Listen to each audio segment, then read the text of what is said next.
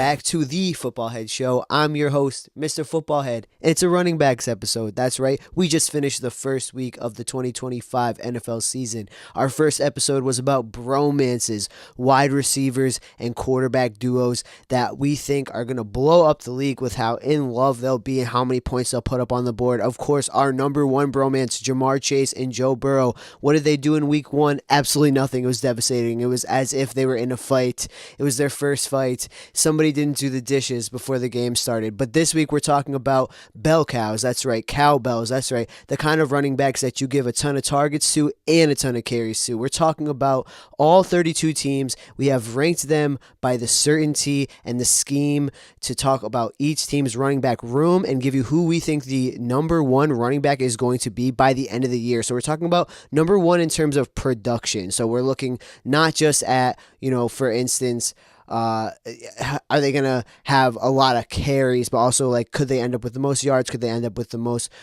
targets, catches? What is the room looking like behind them? And so we'll go through every single team, and we're kind of blessed because we actually have the data from this past week, as in week one of the NFL season, to go off of. And so we're going to look at the production numbers from this last week as well. And these rankings are in terms of where will they end up. And when we're thinking about these things, we're thinking about who we want to stash on our fantasy football teams, who we want to put money on for getting touchdowns. We want to think about how sure of a thing is this player from an execution standpoint, from a reliability standpoint, and a playtime standpoint. So it's not always about who passes the eye test, although the eye test will be a big part of it. You actually have to watch these guys play to see if they have it. I got really surprised this week by some players and how they looked this year. And I'll name a name right here at the top and say DeAndre Swift. I did not have him as like a sure thing in my rankings before watching him week one, and then I saw what he was able to do, push the pile. He just looked great. Some tiebreakers that I had to consider are around scheme, like how prominent is the passing game? Are there check down options outside of just the running back position? Do we have a strong tight end room? Are we a scrambling quarterback, right? So scrambling quarterbacks, they'll take away those, third down conversion type touches. We'll look at some of what Jalen Hurts did this week and we know, very running heavy team in the Philadelphia Eagles, and we'll talk about where they ended up and why. And the cool thing about this episode too, especially if you're a fantasy football player, a daily fantasy sports bettor, or just like someone who enjoys watching the NFL, we're also going to have a snapshot of all of the targets for that team, for every team from week one. So you can kind of see how the depth chart is shaking out after a long offseason, a long preseason. I mean, we can project all we want, but until we actually see it in motion in week one, that's when we can really start having data-driven conversations. So shout out to everyone who actually collects data, because I'm going to be using screenshots from their hard work. And let's go. Let's give our hot takes. And this is not really that hot of a take. Christian McCaffrey is who I have ranked number one overall in the Bell Cowbell episode. I looked at the list of who got the most targets in week one for like receptions, and he was in the top 10 for targets of across the entire league, including wide receivers. So you'll see like the top 10 is almost all wide receivers. Then Jawan Johnson as a tight end, obviously how he snuck in there, it has a lot to do with what's going on in the Saints wide receiver room. But then we see Christian McCaffrey and Jahmyr Gibbs as the only two running backs that broke into the top 10 for targets. They both had 10 targets. That kind of stuff really matters. Looking further into Christian McCaffrey's stats from week one, 22 carries is an insane amount of volume. And it just goes to show that Kyle Shanahan does not care if his dude is working through an injury of any kind. He's like, no, he's an it factor. He's a game changer. He's a game breaker. We're giving him the ball. He's the best chance we have to score touchdowns. I don't care that he only averaged 3.1 yards per carry. I don't care that he only totaled 69 yards at the end of the game. I'm giving him 10 targets for 73 yards. That's an 8.1 yard average on every single reception that he ended up having. 9 receptions, right? He's like, I'm just using Christian McCaffrey until he breaks down again. I don't care. I thought it was kind of nice that Brian Robinson Jr., who came over from that trade from the Washington Commanders, ended up with 9 carries, 33 yards. really not bad. And then Brock Purdy was fighting for his life. He did have 5 carries for 17 yards. So, looking at the depth chart here for targets, it's just like so clear that Christian McCaffrey is their number one offensive weapon, which is what makes him the number one on this list. Ricky Pearsall was only able to really get 7 targets and really only 4 receptions out of those targets, but he put together 108 yards. So he's making stuff happen. Juwan Jennings, 5 targets, 2 receptions, and then Kittle's going to be out for a couple weeks, and he got the touchdown before he went out. We really appreciate him for that. We'll see how this depth chart shakes out. I would not be surprised if you see a little bit of Kendrick Bourne and my least favorite man in all of the NFL, Mac Jones. They're back together again. They worked pretty effectively together in the past. I think they both did not like what was going on in New England, and Bourne had to stick it out for a little bit longer than Mac Jones did. Mac Jones, you're a crybaby, but, I just wouldn't be surprised if Kendrick Bourne gets more targets in this Week 2 matchup than we're anticipating. That said, it's all Christian McCaffrey all day. All right, number 2, it's Saquon Barkley with the Philadelphia Eagles. And last year we saw him get 345 carries and 43 targets. I mean, he's obviously a dual threat. He's one of the best in the game, period. People were really worried that he was going to fall off and, his age, da-da-da. Look, the dude he's elite, like elite. Like, honestly, watching him play, it's so satisfying to see what he's able to do on a play-by-play basis. He averaged 21 carries and 2 catches a game last year, and then he came into the season this year with 18 carries, only 60 yards, so a 3.3-yard average. His longest run was a 16-yarder, 1 touchdown, and then, his biggest competition for carries here is Jalen Hurts with 14 carries, 62 yards, and Jalen Hurts had 2 touchdowns, right? So we didn't see Saquon get, super heavily targeted because you see he had 5 targets, but the thing is you also see above him the only person with more targets was Dallas Goedert. That's right, no wide receiver got more than 3 targets in this game. Jahan Dotson with 3 targets, Devonta Smith with 3, and then Kyle Granson had the same number of targets as AJ Brown, supposedly their elite wide receiver 1.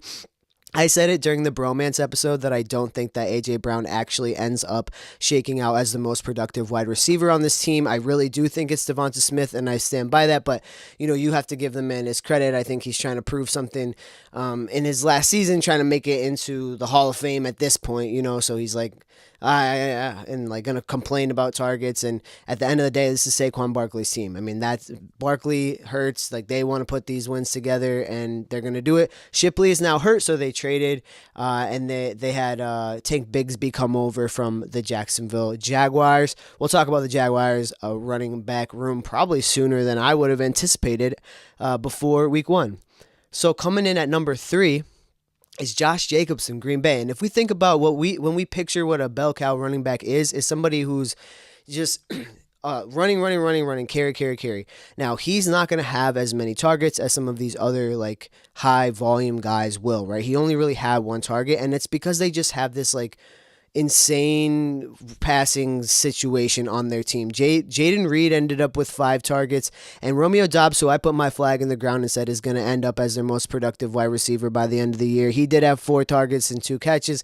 He had the most yards by a lot, 68 yards. So, so far after 1 single week, that prediction is great. But then again, having, Joe Burrow and Jamar Chase ranked number 1 and then being completely awful, it'll all shake out in the long run, right? So some of these stats are super sticky and they'll carry across from week to week, and some of these stats are a fluke. And I think in this case, it's not a fluke. I think Josh Jacobs is going to get a lot of carries. I also don't think it's a fluke that he's not going to have a ton of targets. He's just going to be their number 1 running back by a landslide. Emmanuel Wilson and Chris Brooks each got 1 single carry each, so this is just a team that they have 1 guy that they're going to hand the ball off to, and then they have a bajillion guys that they'll throw to: Tucker Kraft, Dontavian Wicks, Matthew Golden, and that'll just be what this offense is. Josh Jacobs, number 3 most true to form bell cow running back. Now, number 4 is Chase Brown of the Bengals, and I did have to bump him up after I saw his utilization.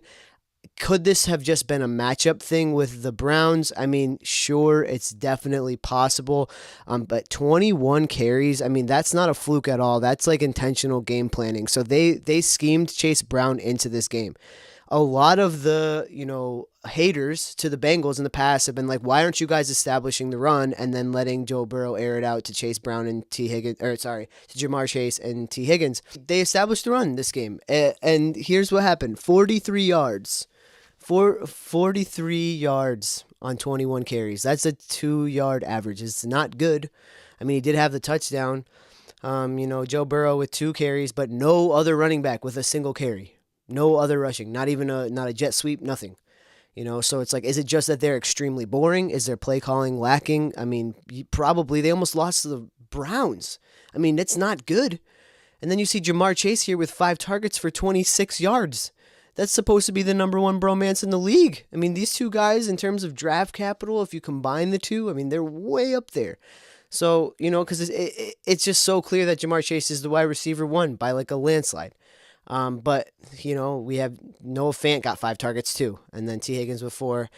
And Chase Brown got 3 targets, which could, it isn't like a stellar stat, but if you look at the fact that the highest target on the team, the wide receiver 1 only got 5. It's just a ratio game, So Chase Brown will be a check down guy for sure, and he'll just get the ball a billion times.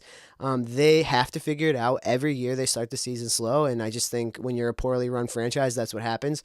But is Chase Brown the guy? 100%. Samaje Perine, he didn't have a single carry.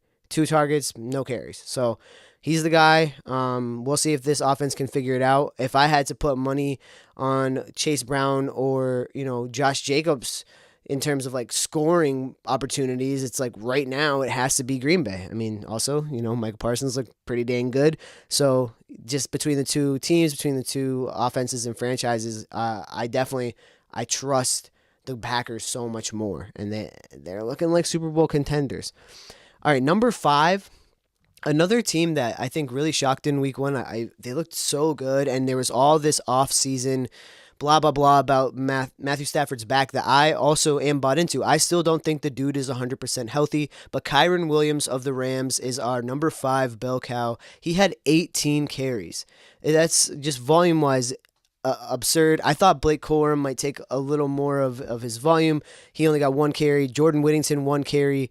Puka Nacua had the jet sweep. So, 3.7 yard average for Kyren Williams, only 66 yards. And then he had 2 targets. So, they had 11 targets for Puka. They're going to hyper. They have Devontae Adams and Puka Nacua. They don't really, unless they need to check it down, they don't need to give Kyren that kind of hyper exposure. And he's their bell cow guy. Not a ton of targets, but I think they really trust him. They really, really trust him. So we'll see Kyren continue to get that kind of volume, I think, over and over again every week. And this is a team that can throw it, so they can establish the run because then they can throw it. Devontae looked pretty dang good. We knew Puka was their number 1. I think there were I think there were some people who were questioning Puka or Devontae Adams. And to me, it's like, it's Puka. He's outstanding. He's in that I'm on Raw place where it's like you could break into the next tier this season easily. It is a Matthew Stafford question. So if you're watching on YouTube, thank you so much. And if you are watching on YouTube, make sure that you subscribe and you can hit the like button. If you are listening on your radio, hello and welcome. I'm always open to sponsors. And I have a Blue Sky account now if you want to keep up on what I'm talking about throughout the week, which I talked a lot about this man coming in at number 6, Derrick Henry of the Baltimore Ravens. The Baltimore Ravens with 18 carries, 169 yards, averaging 9.4 yards a carry. I mean, just blowing the other 5 people out of the water by a landslide. 3 big runs, 2 touchdowns, a long run of 49 yards, 1 target, but 13 yards. So, again, in terms of averages, when this man touches the ball, magic happens. And if you were following me on Blue Sky this weekend, I said, all right, you don't have to give Derrick Henry the ball anymore. You guys have won. Just give it to somebody else, because he's tired, because he is old. The dude is old for the NFL, and he's so elite and he's so magical.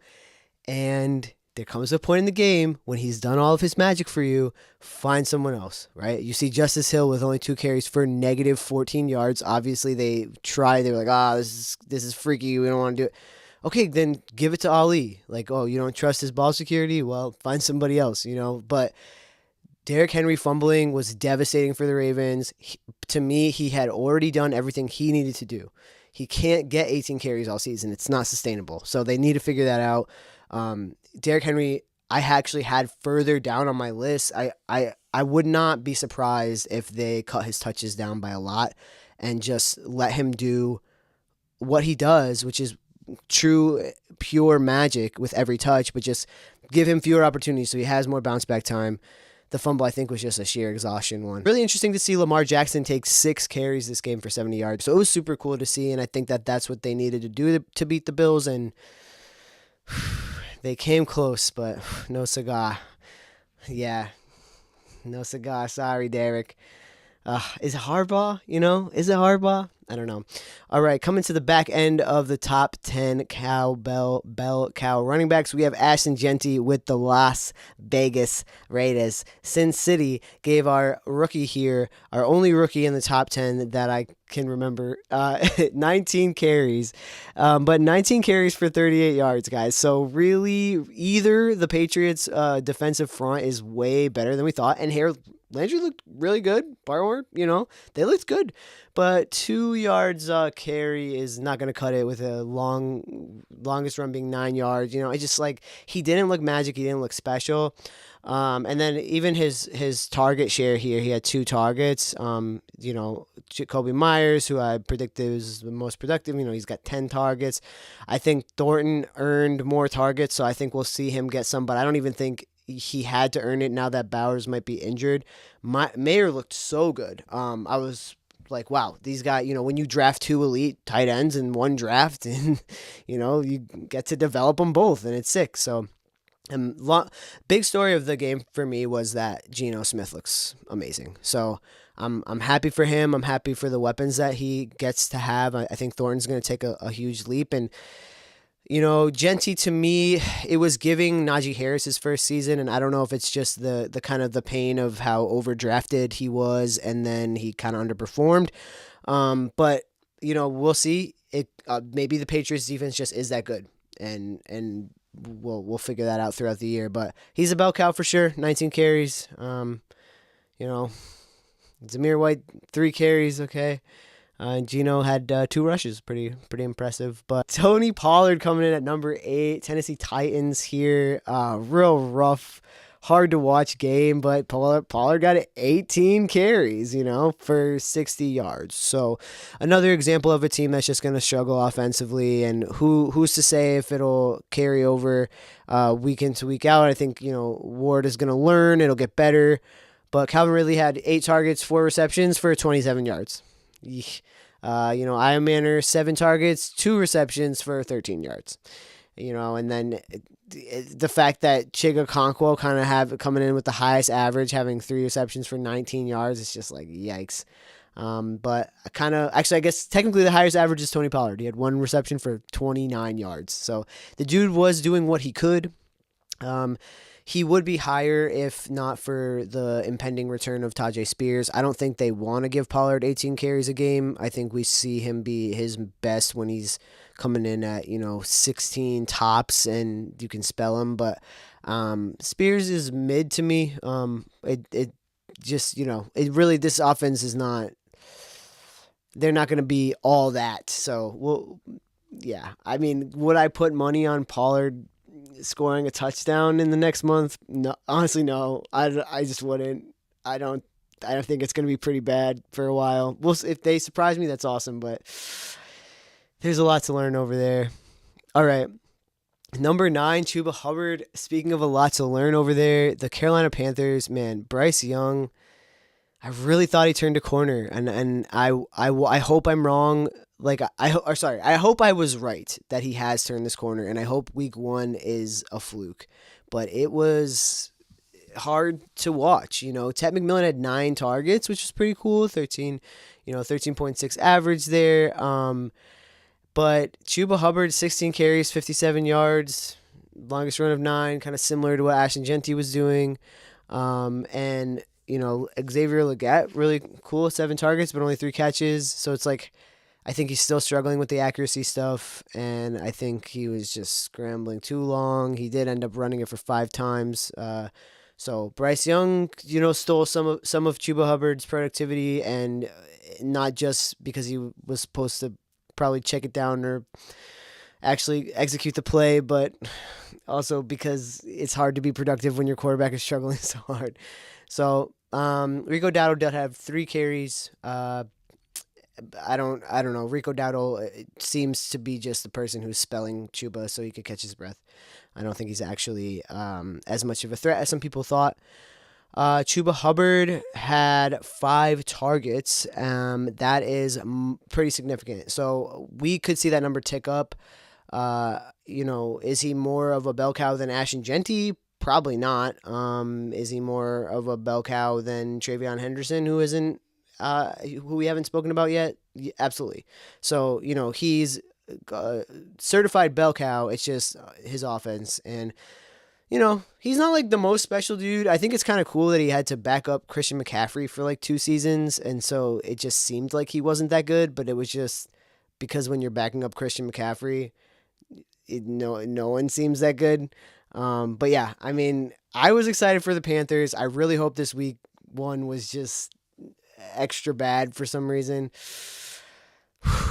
It's looking bleak. All right.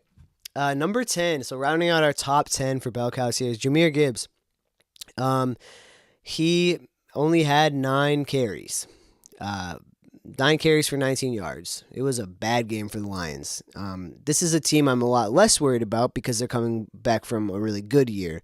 I didn't put David Montgomery as their bell cow back, even though he did have more carries at 11 carries for 25 yards. And that's because Gibbs, he had 10 receptions, 10 targets. So he's 100% catch rate and 31 yards there. So the way that he contributes as a running back is just a little bit different. Jameson Williams got 1 carry. He would probably get at least 1 carry a game. But, Sam Laporta with his 9 targets. Amon-Ra with only 6, which was interesting. I guess I have to think of Gibbs as a bell cow because he's going to get used. And when they're fighting from behind, he'll still get used in the check down game. They have a lot to figure out. Without Ben Johnson, it seems. I really would like to think that Dan Campbell was a big part of the magic. So something was off. It didn't look right.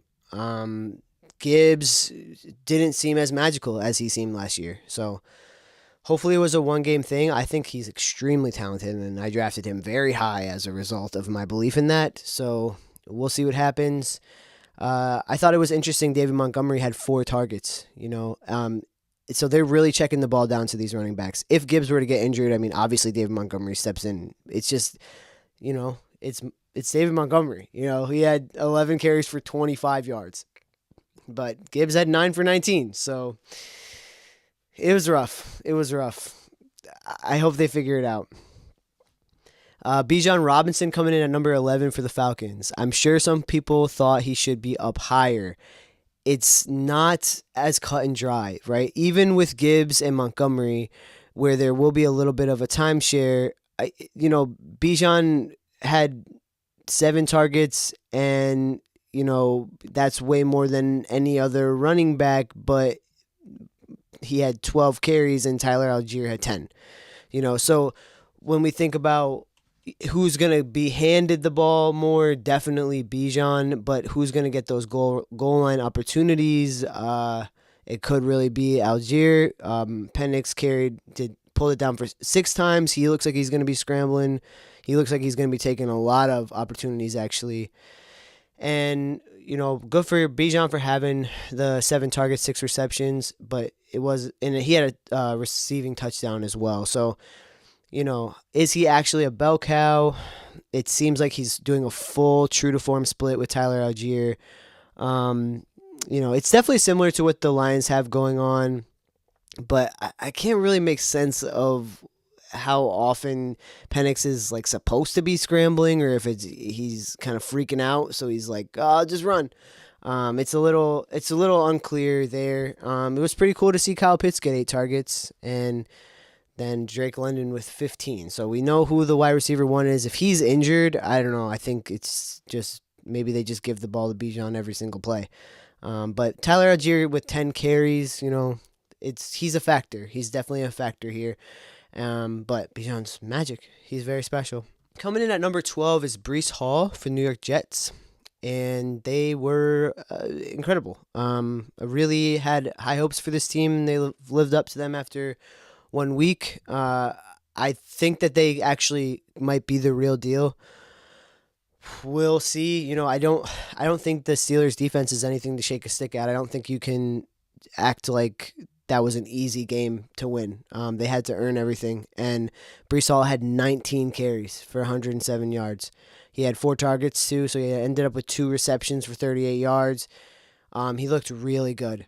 I would put them higher, but who do I put him above? I think it's maybe Gibbs. Maybe in terms of definitely in terms of productivity for week 1, but it's tough with Brees because he's coming back from not really ever being able to prove it. Every year it's a prove it year for him, and he hasn't done it.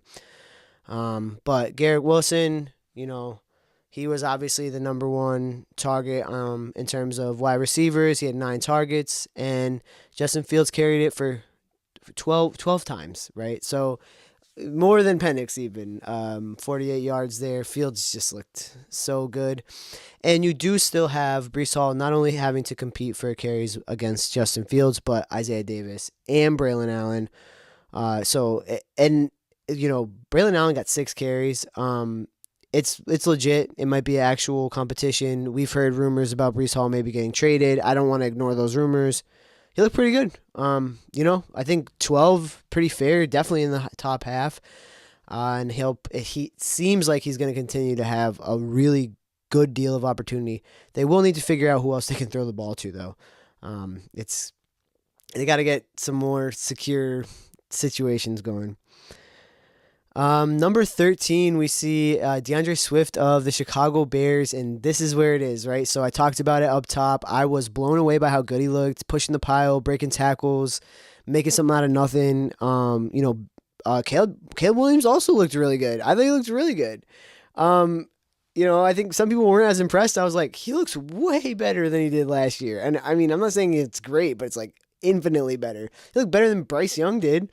And here he is, game 1 of his year, sophomore year, and he looked better. J.J. McCarthy looked horrible, and somehow they still won. So I don't know. I think coaching is, you gotta. Kevin O'Connell's just been there. He's been there. It's established. But we're talking about the Bears right now. Sorry, Chicago. 17 carries for DeAndre Swift. Pretty good. 53 yards. Could be better. He had a long of 13, and he didn't end up having a touchdown. Caleb Williams took that one from him. And then, we had the play where DJ Moore tried to run it, and it was just weird and embarrassing. Not how many, it's just like they just had a lot of trying to do cooler things than they're ready to do yet. In terms of targets, though, Swift with 5 targets is pretty good. I think that's the kind of number you want to see from a running back like this. That again, I had him way further down on my list. I just thought he was so mid, and he looked actually good. So it was really nice to see 5 targets for him and 17 carries. I'm like, dude, this could work. Especially if you have Odunze and Olamide Zaccheaus with 7 targets. It's pretty cool.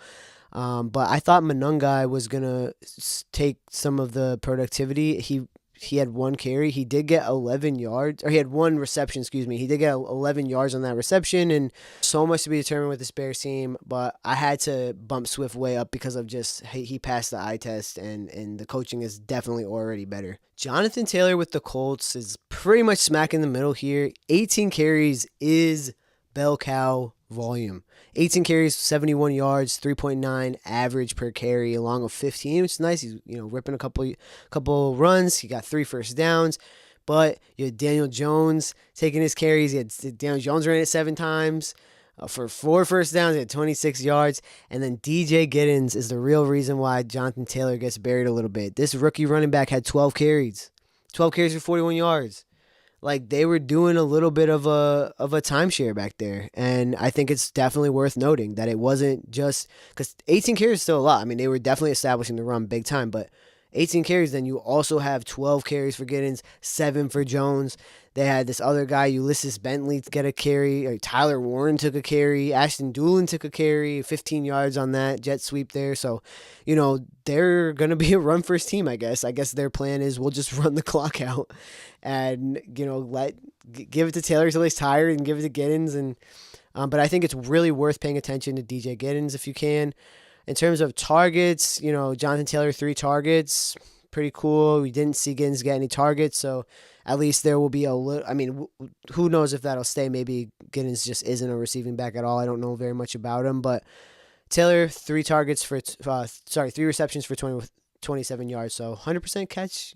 So far so good. But Tyler Warren is really the threat there with 9 targets, 7 receptions, 76 yards. Pittman, 8 targets, 6 receptions, 80 yards. And then Pierce with 3 targets, 1 reception. So, kind of crazy that Downs ended up with only 2 catches for 12 yards. We thought he was maybe going to be the wide receiver one. But then again, it's insane that Daniel Jones, who I said was nowhere near a sure thing, and the Colts are the worst and blah, blah, blah. Like, he looked so good in week 1. I'm not falling for it. I saw what happened with the Saints last year. I see what happens every year. There's always like 1 or 2 absolutely garbage teams that pull out some crazy wins in the beginning of the season. And, it could very well be their year, and I could be wrong. But that seemed like a fluke. We'll see. I don't know. I mean, Daniel Jones is going to eventually have to be able to throw it because defenses are going to scheme out his rushing. So, all right, so we are just about to be halfway through here, and De'Von Achane, someone that I was drafting a lot of early on, and it actually reminds me a lot of what happened with DeAndre Swift with the Lions like 3-4 years ago, where I was grabbing him in the first round in the offseason and had such high hopes for him. And I'm like, he's catching passes, he's getting, and then it just like didn't become anything. Like, it was just like a waste of a first round pick. And De'Von Achane had 7 carries for 55 yards. And it's because they were so bad. They were so bad on offense that it just didn't matter. And that's the thing that I'm worried about is, are they going to be so bad on offense that it doesn't matter if Achane is the bell cow? Maybe, right? He had this long run of 26 yards, and that bumped up the average. But that was like over half of his yards for the week in that one run, and he only had 7 carries. So it's definitely something to keep an eye on for sure. Now, I don't want to ignore the fact that he did have, 4 targets for 20 yards and a receiving touchdown. That's really cool. But, D. Eskridge had 2 targets, and Tyreek only had 6 and Waddle had 5. And it's like, is this team going to be as bad as we all kind of feared? There's a chance. Like, it's giving Titans, if I was Nick Westbrook-Ikhine, I would retire because obviously bad non-productive offenses just follow him around, and then he'll get a touchdown like at least 8 games out of the year on like 2 targets. So Achane, he could end up being extremely productive with the opportunities that he's given, but I'm not feeling so good about him only even getting 7 carries. Like, that's super concerning, just in general. Yeah. So, okay. I'm glad you're in my division. I'll say that. This week will be really interesting. And then speaking of glad to be in my division, the opposite here at number 16, James Cook of the Buffalo Bills. Dude had 13 carries for 44 yards. He was extremely productive with all the touches that he got, and you're able to do that if you're spreading the ball around. Ty Johnson, 2 carries, 24 yards, 12-yard average is really good. Elijah Moore got a sweep type situation. Ray Davis did get 1 touch as well. But they just spread the ball around. This is what makes this offense such a threat. It's the same with, the Kansas City Chiefs. Like I said during the bromance episode, sometimes it is actually much more of an asset to not have these super hyper dominant, target gobblers and guys that are going to take 22 carries a game, because how do you scheme this guy out? You had James Cook with 13 carries and Josh Allen with 14. Like, it's absolutely bananas that Josh Allen had 14 carries. This guy, I'm like, do you not care? Are you such a silly goose that you don't care about your own body? It's bananas. And then Keon Coleman really, I mean, holy crap, he looked so good.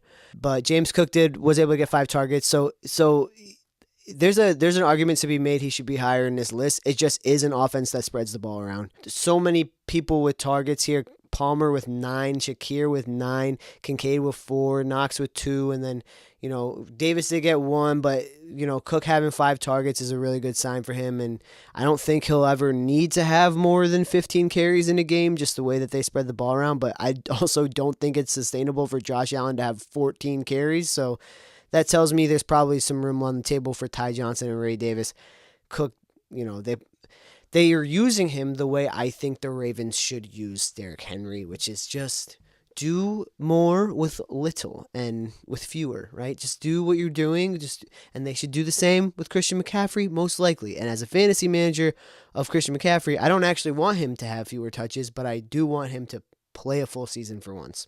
Number 17, Javonte Williams, 15 carries for Javonte. He didn't look bad.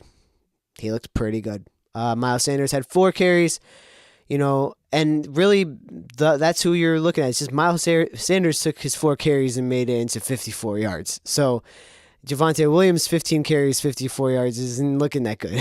So I don't think Javonte is. I think a lot of people are starting Javonte that shouldn't. That's what I think. I think don't do it. You probably have a better running back option. I'm not gonna lie to you guys. I'd probably start Pacheco over Javonte. That's a crazy thing to say. I don't care.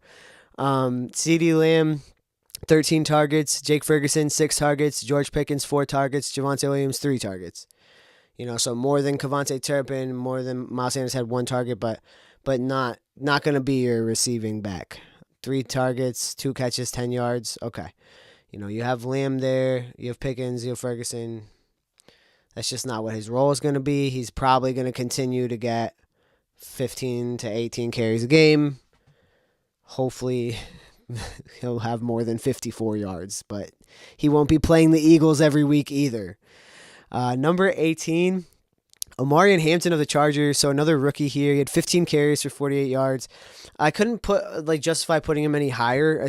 Even this feels because Najee Harris is not a non-factor. Najee Harris only had 1 carry and he had 1 target, and he got 5 yards on his 1 carry and he got 5 yards on his 1 reception. So he's Najee Harris. He's something to consider. He's not a nothing. And Justin Herbert ran the ball for 7 times. I don't think that'll happen every game, but I do think that Najee will see more touches when he's back and has had more than 1 day of practice with a new team. But it does seem like appropriate to put Omarion Hampton as who will end up as the running back 1. That's who it's going to be for sure. He just isn't as strong of a bell cow option as the folks mentioned before him. In terms of target share here, Keenan Allen with 10. Good stuff there, buddy. Lab McConkey with 9. Quentin Johnson with 7. And Quentin Johnson, if you watched that game, it was incredible. He averaged 15 yards per reception, 5 receptions, 79 yards. I mean, good for him. And Conk over there had 2 catches too. So this is a team that's going to spread the ball around and they'll hand it off. Seems like 15 is probably pretty safe, but I could see a world where Omarion Hampton's at 11 carries and Najee's at 7, and that's how the games end. And Herbert doesn't rush it for 7 times because you don't actually want your quarterback to put himself in that position. All right. Number 19, Travis Etienne. He jumped up a bajillion spots and he would have anyway, just because of the trade there. When they traded Tank Bigsby, I was like, oh, okay. Cause he had 5 carries and now he's on the Eagles. And so they have Bashal Tutin who had 3 carries, but Etienne got 16 carries. and he had 3 targets. He had 143 yards. He looked good. He did. Travis Hunter, eight targets. Brian Thomas, 7 targets. Brenton Strange, 4. I think ETN could even jump higher on this list. The only reason not to yet is there's a ton of unknowns with, like, is this team going to be good enough to even give him 16 carries? Like, there was a weather situation. There's a lot of unknowns with the Jaguars to me, but trading away Tank Bigsby means, like, yes, I can say it's Travis Etienne and not Bashal Tutin, and we'll see what's going on in the wide receiver room, but it looks to me right now like Travis Etienne is borderline bell cow situation, maybe not even really splitting things up. All right, last 15 minutes here. Number 20, Bucky Irving, another character I thought, might be in a bit of a timeshare, but ultimately would earn all the targets and touches. And week 1, I think so. It's hard to say after 1 week, but you just got to trust the talent of this guy. He had 14 carries, but only 37 yards, and it's just, he left a lot to be desired. Rachaad White had 2 carries for 14 yards, and Sean Tucker had 1 for 2. Those were the other 2 guys we thought might take stuff, but Emeka Egbuka just looked awesome. He had 6 targets that he turned into 2 touchdowns. I mean, holy cow, Mike Evans still leading in targets with 8, which we kind of figured. But Bucky Irving had 4 targets. It's something to consider. I just do think I consider this team as, like, still having a committee experience that they'll bring to us. Look, if you can trade for Emeka Egbuka somehow, I mean, you probably can't, but if you can, like, just do it. I do see a world where Jalen McMillan comes back and this team moves even further away from any kind of a run game. They just seem to be really just so much more productive in the air. So, it could be a line issue, like a line injury issue. I don't know. Baker's got it. I mean, did he have any rushes? Yeah, he carried the ball 5 times. So Baker actually had more rushing yards than Bucky Irving did. So do with that what you will. All right, number 21, Alvin Kamara, another person who on paper is the bell cow. If you're like, who's the running back? It's Kamara and no one. But no, that's not the case. He's too old for that. I mean, 11 carries, 45 yards, and a touchdown. It's great. It's a great stat line, honestly, because on 11 carries to be that productive is awesome. But it's just Kendre Miller and Devin Neal. Kendre Miller had 5 carries, and I do think that he's there to help spell Kamara so he can save his legs, save his energy. Spencer Rattler ran the ball 4 times. He'll probably keep doing that a couple, 3, 4, 5 times a game going forward. And then Kamara, the thing that I thought was interesting, that instead of kind of targeting him more, they really, really targeted Juwan Johnson. So 11 targets for this tight end is nuts. Olave had 13, Rashid Shaheed had 9, Cooks 4, and then Vele, who they got from the Broncos, ended up with 2 targets as well. So I think they are probably doing a thing where they want to save Kamara as one of their primary offensive weapons. So they're scheming in other guys. I would not. I mean, 9 targets for Rashid Shaheed is pretty substantial. They clearly they were not scared to throw the ball with Spencer Rattler, which is, cool. This team didn't look that bad. I don't think Spencer Rattler is that bad. I planted my flag and thinking he was going to be the starting quarterback like way earlier than they announced it, and it's cool that he's still there. I don't think he loses the job, and I do think that they keep Kamara on a snap count. Number 22, Tyrone Tracy Jr. with the Giants. He had 10 carries. Singletary with 3, Scatterboo with 2. Scatterboo, his line is nuts. 2 carries, -3 yards. Scatterboo's longest run was -1 yards. I mean, this dude had a lot of question marks around him. It's to be determined. Scatterboo did have 2 targets for 12 yards. And Tyrone Tracy 5 targets, so pretty good, kind of Bucky Irving-esque numbers, but just with fewer carries. So is Tyrone Tracy their number 1 running back? Yes. Is he a bell cow? Doesn't seem like it. You have Malik Neighbors getting 12 targets, Wan'Dale Robinson 8. Theo Johnson 3 targets. All right, there it is. It won't be long before Jackson Dart is in this game. It just won't be. I don't know. I thought they would just be forced to keep Russell Wilson in for most of the season, but I don't know if they're going to be able to. I don't know. I don't know what the heck is going on with Russ. Because sometimes he looks so good, and sometimes I'm like, literally, what is wrong with you? Anyway, 23, Bill Krosky of the Commanders. I kind of argued with myself about whether or not to have him higher, but I don't think he's that special. I'm sorry to say, and I seen him play in person too. 10 carries, 82 yards is like pretty cool, but only 10 carries, you know? And then you have Austin Eckler behind him with 6 carries. Jeremy McNichols with 4. Debo had 1. Jaden Daniels, 11 carries, the most carries on the team, you know? And so this is a Jaden Daniels run offense. Everything will run through him. Debo had 10 targets, and, you know, Krosky didn't get a single target. So,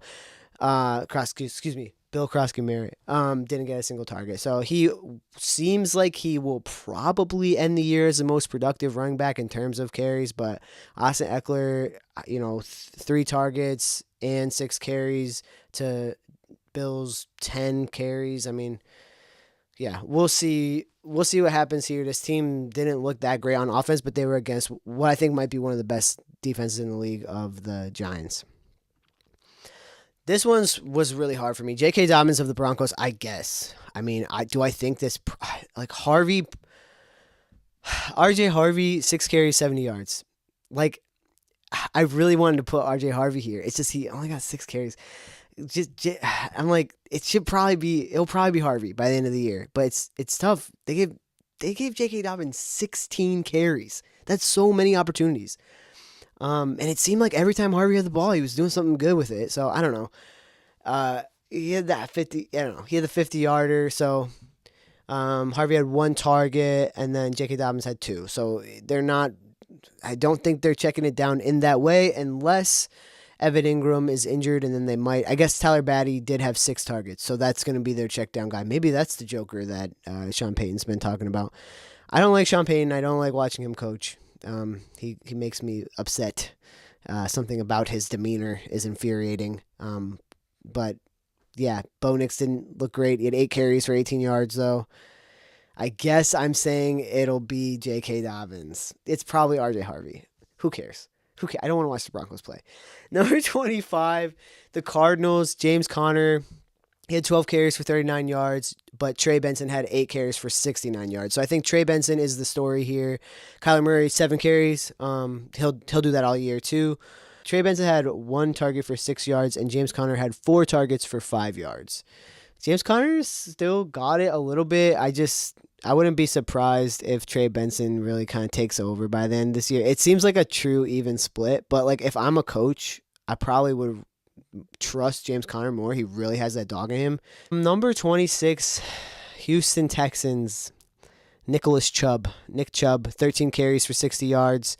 CJ Stroud had 5 carries. Woody Marks had 3. Damian Pierce had 3. Daria Gumbolai had 2. Xavier Hutchinson ended up with a carry.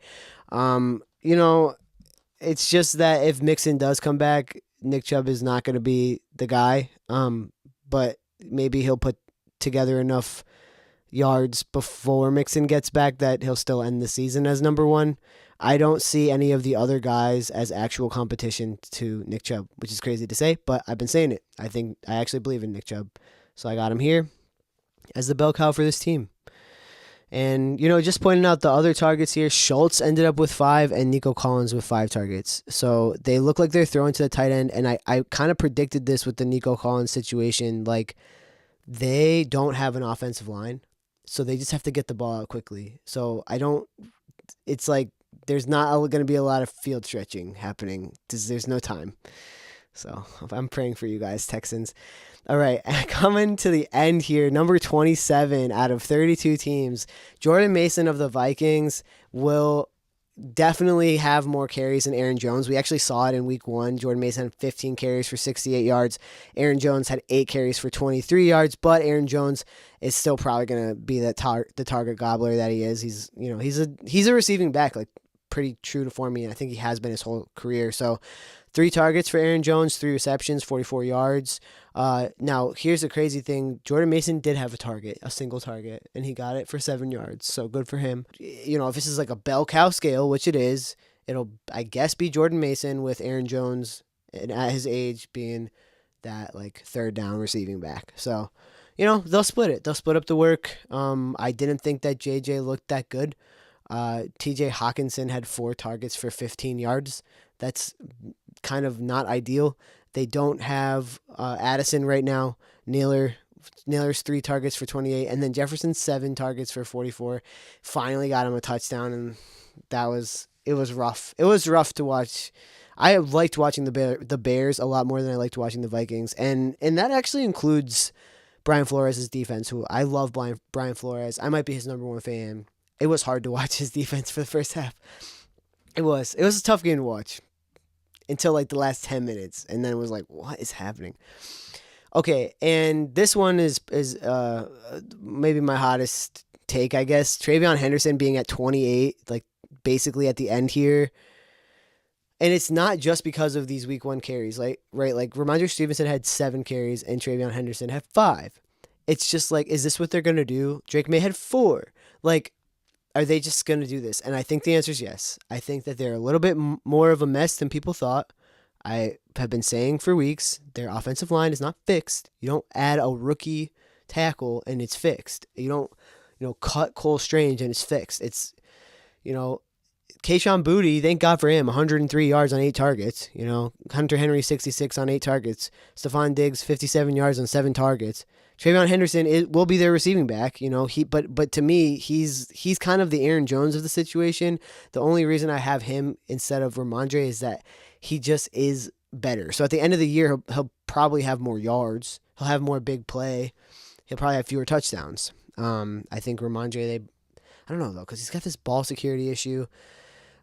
I'm excited to see TreVeyon Henderson play Ramondre out of a job. I think that's going to happen. I'm a fan of Ramondre and everything. It's just like he's fumbled too many times. He's not it. And TreVeyon Henderson didn't look like it either in week 1. I didn't see an it factor. So here he is at 28. He's not a bell cow. 29, also a hot take because Zach Charbonnet of the Seattle Seahawks had 12 carries for 47 yards and Kenneth Walker had 10 for 20, but I still have Kenneth Walker as their RB1 for the season. He might be injured. They might be having him on a snap count. And this one I'm like so okay to be wrong about. If Zach Charbonnet ends up as the RB1, like he looked good. Like he might end up being that guy. But when you have 13 targets for Jackson Smith and Jigba, it's just like I don't know. It's like that's who's going to get all the opportunity. Cooper Kupp looked horrible. Kenneth Walker did also have 3 targets. So we're putting Kenneth Walker here. We're saying he's going to end the season as the most productive running back. We know he's going to get injured. But Zach Charbonnet, I don't know, man. If you beat him out, that's great. I'm happy for you. Isaiah Pacheco is at number 30. So there's only two teams less sure than this running back room. He had 5 carries. Kareem Hunt had 5 carries. And Patrick Mahomes ran for six times. So it's just not really a running team, I guess. It's like I don't know what their situation is going to be this year. Isaiah Pacheco also had 3 targets. I don't think Kareem Hunt is their RB1, but maybe he is. He just doesn't look good. Isaiah Pacheco, when he gets going, he actually looks good. So this is more of an optimistic thing. Like it's kind of like with TreVeyon Henderson, where it's like I hope they figure out how to use him better. But it's still gonna be a little bit sad when you have Hollywood Brown getting 16 targets. It's just like I don't know. I don't know if they're just having a bad week 1 or if we should like call it a day here. But we'll see. Jaylen Warren, Pittsburgh Steelers, second to last in terms of bell cow. I don't even know. I didn't even know who to put because I actually kind of think that Caleb Johnson will end the season because I just don't think Jaylen Warren passes the eye test. He's just not that good. But Caleb Johnson's first line was 1 carry for -2 yards. So it's not looking good for him either. DK Metcalf, 7 targets. Jonnu Smith, 6. Calvin Austin, 6. And then Kenneth Gainwell, 4. Pat Freiermuth, 3. Jaylen Warren, 2 targets. So I guess statistically and also every single thing that any coach has said over there, it's Jaylen Warren. But I don't like watching him play. And I guess Kenneth Gainwell also had 7 carries. Do I think Kenneth Gainwell is going to beat out Jalen Warren for the RB1? No. Obviously, I'm not that excited to watch their running game. Last but not least, way in the back here again, Quinshon Judkins / Dylan Sampson. This is even worse than the other one because they haven't even signed Quinshon Judkins to a contract yet. The dude doesn't even have a contract. Dylan Sampson got 12 carries. Jerome Ford got 6. Raheem Sanders, who I believe they dropped now, he had 3 carries. They gave Harold Fannin a carry. Joe Flacco ran it twice. Harold Fannin's 9 targets were the most on the team. Cedric Tillman had 8. Jerry Jeudy 8. And then Dylan Sampson right up there with 8. So I guess right now, Dylan Sampson, but they are going through with signing Quinshon Judkins. So he could end up being what they think is the answer. Who even knows where Jerome Ford ends up on the depth chart? There was several points in the offseason where I thought, oh, it's Jerome Ford for sure. And now I don't know. Of the two, I haven't even seen Quinshon Judkins play yet. So it's like of the two, if we're talking about just straight up stat accumulation, maybe Dylan Sampson. But I mean, ultimately it doesn't really matter. It's just apparently it's Harold Fannin's team and we're just living in it. We'll see how long Joe Flacco even remains the starter. We could have a Shedeur Sanders situation on our hands. We could have a Dylan Gabriel situation on our hands. And if that happens, it's going to be way worse than this. Way less fun to watch. Wrapping up the episode here, I wanted to take a look at who was getting the most first downs in the league after week 1, and it was Jalen Hurts and Breece Hall tied for first with 7. Christian McCaffrey in second with 6, and then Derrick Henry and Patrick Mahomes with 5. So, and Lamar with 5 as well, and Javonte Williams, and then Justin Fields and Nick Chubb out, and Daniel Jones and Josh Allen and Saquon Barkley and Zach Charbonnet and Caleb Williams and Bill and Omar. Okay, so basically, in our top 20, it's like a bunch of quarterbacks who are running for first downs, and so it's a bit of a different league right now. I don't think we'll keep having that happen. I think defenses are going to figure out that they need a spy for basically every quarterback. Even Russell Wilson here ran for 3 first downs. So it's not going to carry in through the whole season, but it stops our running backs from having that one extra touch of production. It's something that the Chiefs have been doing for a while, and obviously the Eagles as well. So, you know, the Chiefs and the Eagles and the Ravens, they're right up there. Justin Fields actually got utilized the way he's supposed to, so he's up there. And then we'll see if Daniel Jones is the real deal. I can't wait to figure out if Daniel Jones is the real deal, guys. I'm just braced with anticipation to watch more Daniel Jones play football. And I know I'm the world's most Daniel Jones hater, despite all of the data from this week. But, you know, again, I saw what the Saints did after week 1 last year, so I'm not I won't be too surprised if it comes crashing down by week 3. And the Dolphins, I mean, you know, look, born a Patriots fan, will always be a Patriots fan. That said, I don't necessarily know that I want the Dolphins to get blown out of the water, because I want them to play good enough football for HN to be a meaningful fantasy piece for folks. And then Waddle, too, who I really believe in. And I think Tyreek Hill will just straight up retire if he has to keep dealing with this. So we'll see what happens for week 2. I hope that you got something that you needed today out of this video. We were able to look at all the targets across all 32 teams and think about all of the running back rooms across all 32 teams, and, you know, fit it all into 1 hour, which is incredible. It's a miracle. Thank you for being here. And please like, subscribe, follow, etc., etc. I'm Mr. Footballhead. Thank you so much.